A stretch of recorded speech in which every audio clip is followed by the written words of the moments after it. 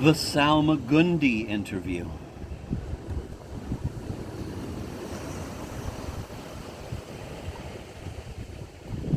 Interviewer.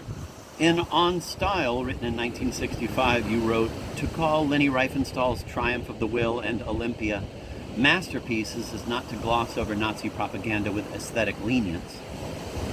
But these two films of Riefenstahl, unique among works of Nazi artists, transcend the categories of propaganda or even reportage. And we find ourselves, to be sure, rather uncomfortably seeing Hitler and not Hitler, the 1936 Olympics and not the 1936 Olympics." Let me reread that because it sounds redundant, but she uses punctuation to set them apart. "And we find ourselves, to be sure, rather uncomfortably seeing, quote, Hitler, end of quote, and not Hitler. The, quote, 1936 Olympics, quote, end of quote, and not the 1936 Olympics. Through Riefenstahl's genius as a filmmaker, the content has, let us even assume, against her intentions, come to play a purely formal role." And you continue, "A work of art, so far as it is a work of art, cannot, whatever the artist's personal intention, advocate anything at all. Yet, in the Riefenstahl essay published a few months ago, you referred to Triumph of the Will as, quote, a film whose very conception negates the possibility of the filmmakers having an aesthetic conception independent of propaganda, end of quote. At the very least, these two statements contrast with each other. Is there also a continuity between the two essays?" Sontag. "A continuity, it seems to me, and that both statements illustrate the richness of the form-content distinction, as long as one is careful always to use it against itself. My point in 1965 was about the formal implications of content, while the recent essay examines the content implicit in certain ideas of form. One of the main assertions of On Style is that the formalist and the historicist approaches are not in competition with each other, but are complementary and equally indispensable. That's where Riefenstahl comes in, because her work speaks for values that have received an official seal of disapproval. It offers a vivid test of the exchanges between form and content. Knowing that Triumph of the Will and Olympia might be considered exceptions to the general argument I was making about the ways in which content functions as form, it seemed necessary to point out that even those films also illustrate the process whereby, as in any other bold and complex work of art, content functions as form. I wasn't discussing the complementary process,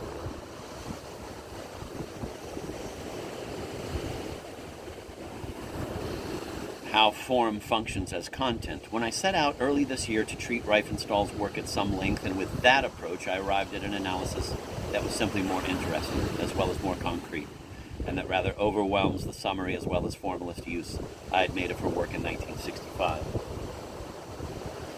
The paragraph about Riefenstahl in On Style is correct as far as it goes. It just doesn't go very far. While it is true that her films in some sense transcend the propaganda for which they are the vehicle, their specific qualities show how their aestheticizing conception is itself identical with a certain brand of propaganda.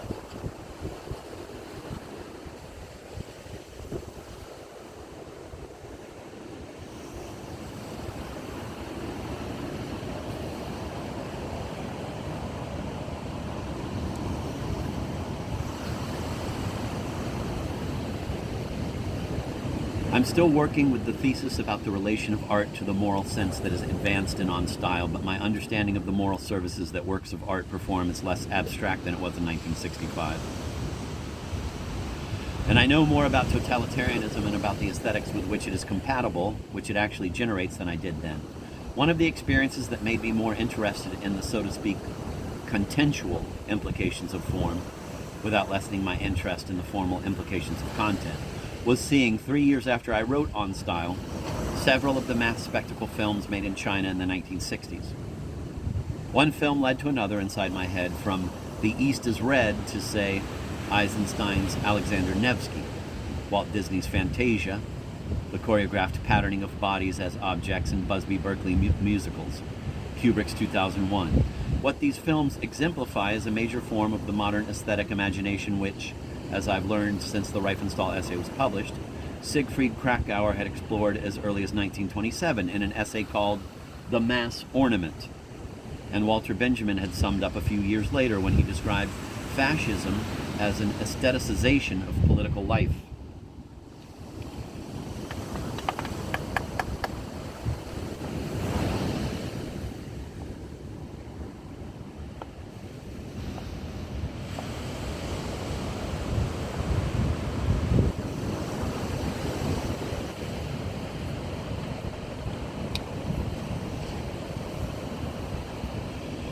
It's not enough to say that an aesthetics is or eventually becomes a politics. What aesthetics? What politics? The key to understanding fascist aesthetics, I think, is seeing that a communist aesthetics is probably a contradiction in terms.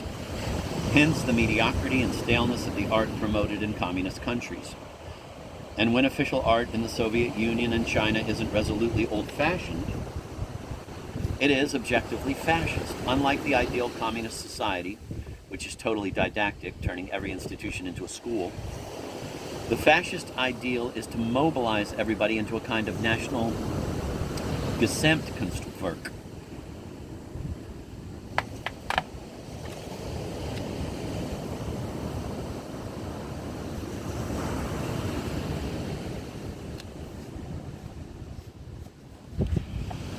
The fascist ideal is to mobilize everybody into a kind of national Gesamtkunstwerk, making the whole society into a theater.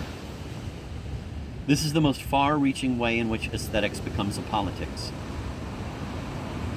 It becomes a politics of the lie. As Nietzsche said, quote, "To experience a thing as beautiful means to experience it necessarily wrongly," end of quote. In the 19th century, ideologues of provocation and transvaluation like Nietzsche and Wilde expounded on, quote, "the aesthetic view of the world," end of quote, one of whose superiorities was that it was supposed to be the most generous and large-spirited view, a form of civility beyond politics.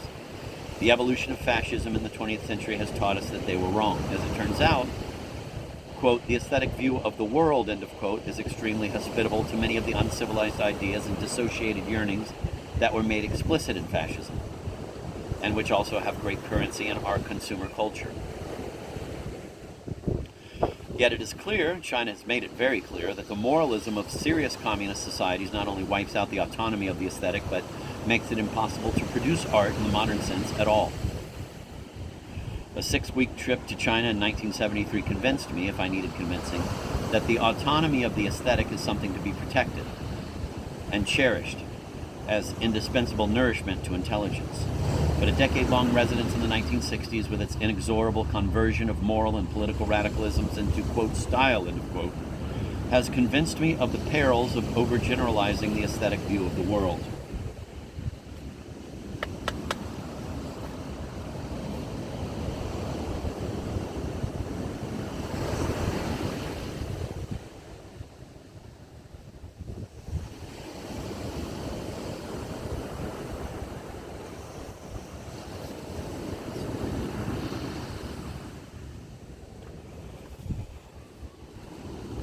I would still argue that a work of art, qua work of art, cannot advocate anything, but since no work of art is in fact only a work of art, it's often more complicated than that.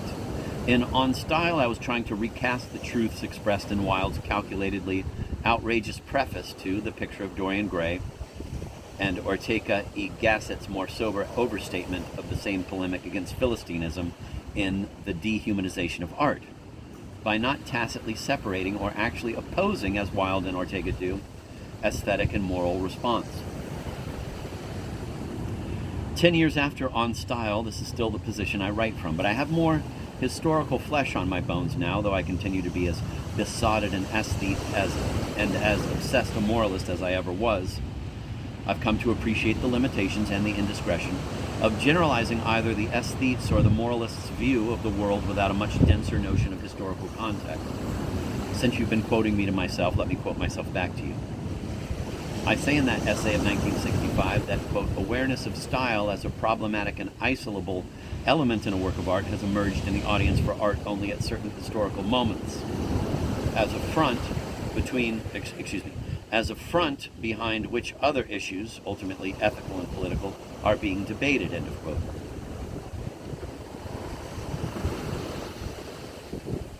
The essays I've been writing recently are attempts to take that point further, to make it concrete as it applies to my own work as well as to that of others.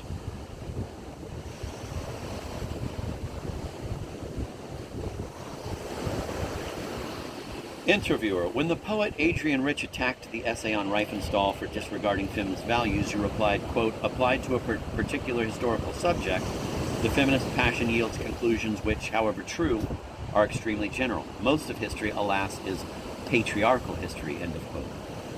So distinctions will have to be made. Virtually everything deplorable in human history furnishes material for a restatement of the feminist plaint. Just as every story of a life could lead to a reflection on our common mortality and the vanity of human wishes. But if the point is to have meaning, some of the time it can't be made all the time. What are the times when the point should be made? Are there certain events or movements or works of art that are more reasonable subjects for feminist criticism?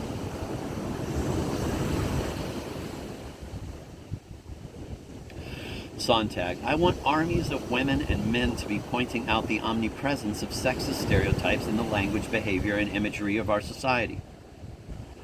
If that's what you mean by feminist criticism, then whenever it's practiced and however coarsely, it's always of some value. But I'd like to see a few platoons of intellectuals who are also feminists doing their bit in the war against misogyny in their own way, letting the feminist implications be residual or implicit in their work, without risking being charged by their sisters with desertion.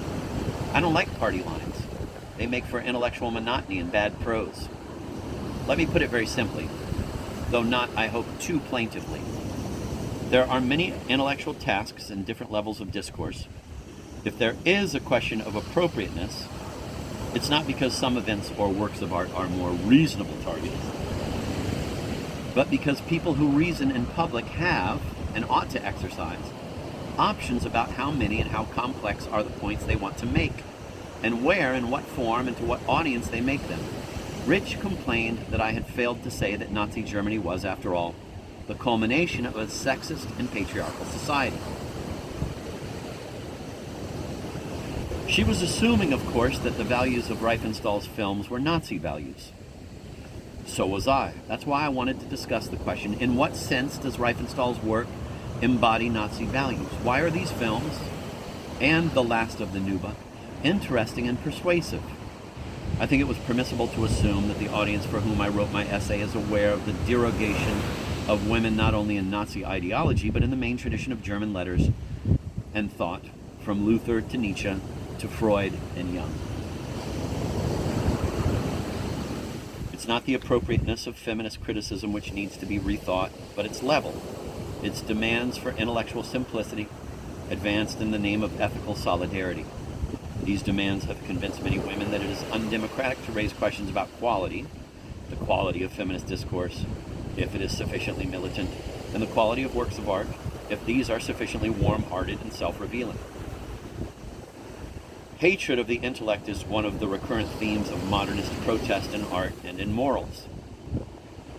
Though actually quite inimical to effective political action, it seems like a political statement. Both avant-garde art and feminism have made large use of, and sometimes seem to be parodies of, the languages of failed political movements. As advanced art in the 1910s inherited the rhetoric of anarchism and baptized it futurism, feminism in the late 1960s inherited another political rhetoric on the wane, that of Gauchism. One common denominator of new left polemics was its zeal for pitting hierarchy against equality, theory against practice, intellect cold against feeling warm. Feminists have tended to perpetuate these Philistine characterizations of hierarchy, theory, and intellect. What was denounced in the 1960s as bourgeois, repressive, and elitist was discovered to be phallocratic too.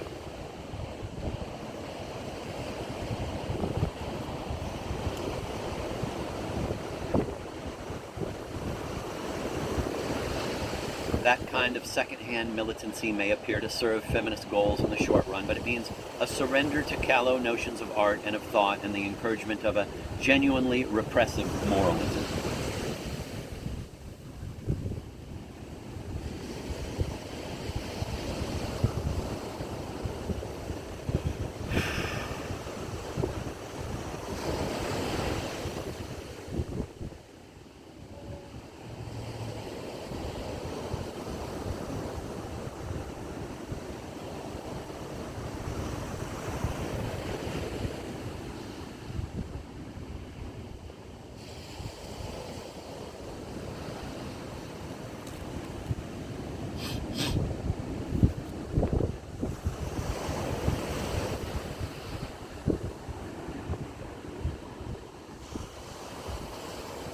Dumb.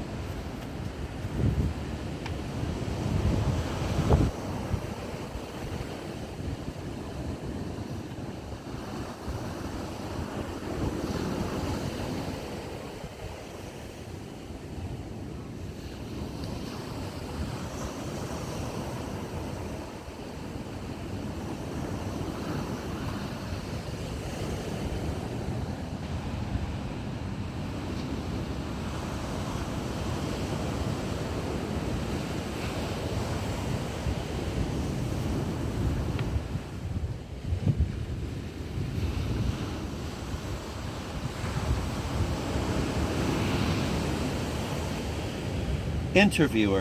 In 1967, you wrote a long, admiring essay on Ingmar Bergman's persona. It has since become common to attack Bergman as a technically reactionary force in world cinema.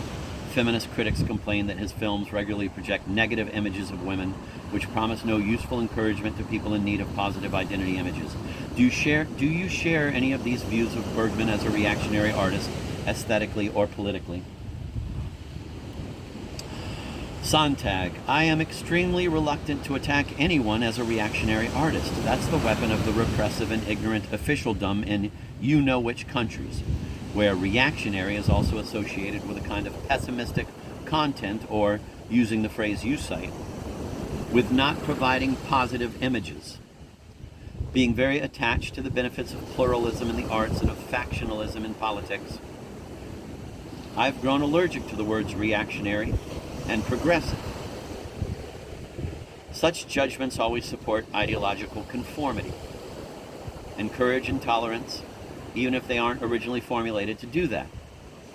As for Bergman, I'd say that anyone who reduces his work to its neo-Strindbergian views of women has jettisoned the idea of art and of complex standards of judgment. If correctness of attitude counted most, Abram Room's Bed and Sofa, full of appealing feminist intuitions, would be a greater film than Pudovkin's macho epic Storm over Asia.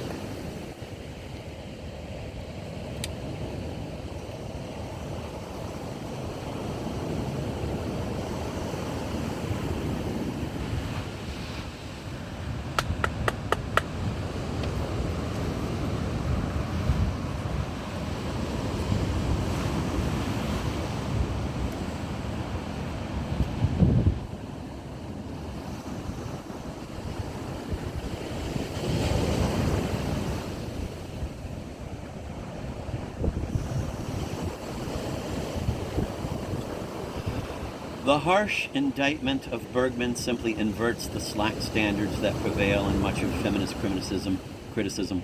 To those critics who rate films according to whether they make moral reparations, it must seem snobbish to cavil about the low quality of most recent movies made by women which do convey positive images. And what's happening when an attack on someone for not supplying useful encouragements to people is bolstered by calling him technically reactionary and old-fashioned? Presumably, this is how these critics hope to show they are not behaving like stodgy cultural commissars. I wouldn't call Bergman old-fashioned, but despite some brilliant narrative inventions in his two best films, The Silence and Persona, his work doesn't suggest any fruitful development. He is an obsessional artist, the worst kind to imitate.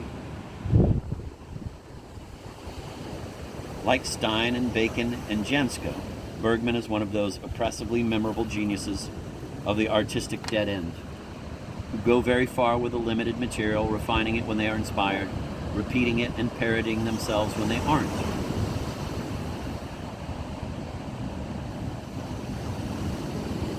Interviewer. Many people have observed the scandalous fact that the sentiment of being for most great artists has been decidedly conservative, that their attachment to the past has been much more passionate than their feeling for things yet to be. Is there something about works of art which almost demands that their creators have a preservative, therefore conservative, relation to the world in which they live, even when committed to this or that radical policy? Perhaps in this sense, art itself, whatever the artist's personal politics, is objectively conservative, therefore reactionary.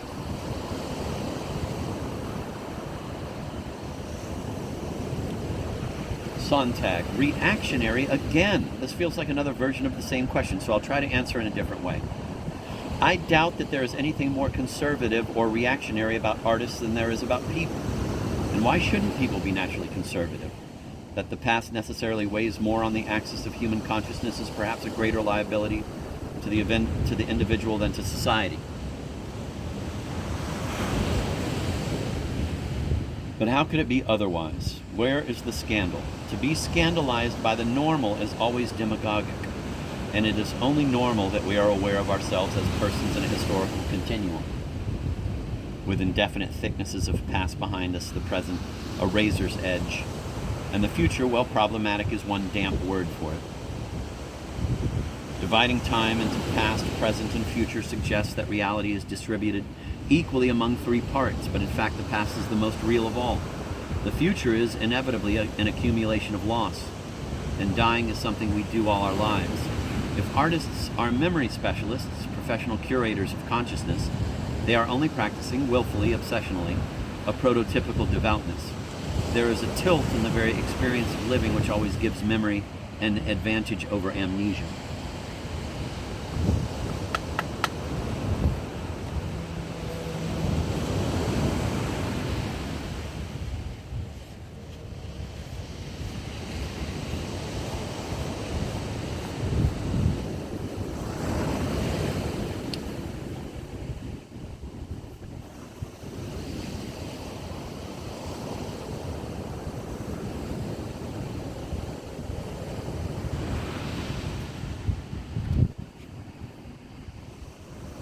To reproach artists for having an insufficiently radical relation to the world has to be a complaint about art as such, and to reproach art is, in more than one way, like reproaching consciousness itself for being a burden. For consciousness can be consciousness of itself, as Hegelians quaintly say, only through its sense of the past. And art is the most general condition of the past and the present. To become past is, in one version, to become art. The arts that most literally illustrate this mutation are architecture and photography. The pathos that all works of art reek of comes from their historicity, from the way they are overtaken by physical decay and stylistic obsolescence, and from whatever is mysterious, partly and forever veiled about them, and simply from our awareness with each work that no one would or could ever do exactly that again. Perhaps no work of art is art. It can only become art when it is part of the past. In this normative sense, a contemporary work of art would be a contradiction, except so far as we can, in the present, assimilate the present to the past.